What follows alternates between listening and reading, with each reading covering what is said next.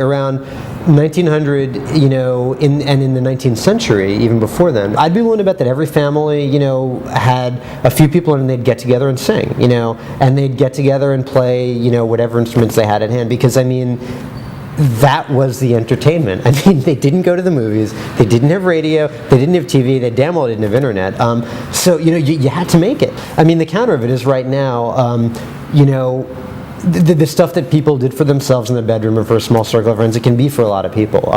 You can go onto YouTube and find kids practicing really fast guitar solos in their bedrooms, which they were doing all along. Now people can watch them. I'm a musician, okay? I essentially came of age in bands, touring, making records. I was in bands in the late 80s, the early 90s, till today. That's not important. What's important is this. In the 80s, I think the average major label would think that to make a rock album you need $100,000, $150,000. That's just studio fees. Then you need promotion. That's another couple $100,000. You make a video, another couple $100,000. So pretty soon you're talking and I'm making these numbers up, but they're not that far off. $750,000 to $1 million for a rock band to produce an album and get out and go on the road. Now, I did all this. It's bullshit. But you could make an album that is perfectly good for $2,000, $2,500. You could make a video, if you even needed a video, for $500, $1,000. You didn't need tour support and to stay in hotels every night. You could get in the van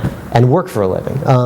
So what I'm getting at is that there's an assumption on the part of the big networks, the big record labels, even to a degree like the big newspapers, that there's some sort of secret sauce that we have, that costs an awful lot of money. And in some cases they're right, but in a lot of cases they're completely wrong.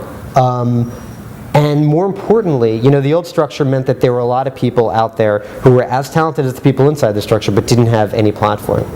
Now they do. There's no question that if you're a marketer, if you're an advertiser, if you're a business, it's harder than if you just had to worry about putting an ad up on one of the three big networks and, you'd go to bed at 9 o'clock and wake up at 8 the next morning. But too bad, because this is what the world looks like now, and for that matter, it's kind of what the world looked like then, but there is no way to really express that.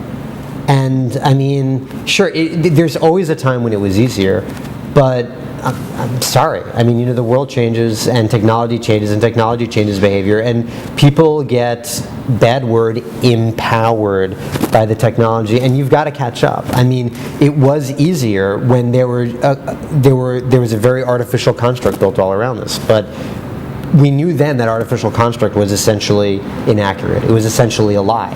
And now we're dealing with the reality.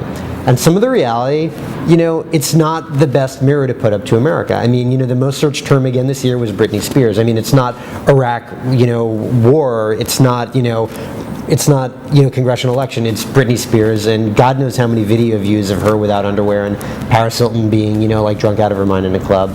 Well, that's what it is.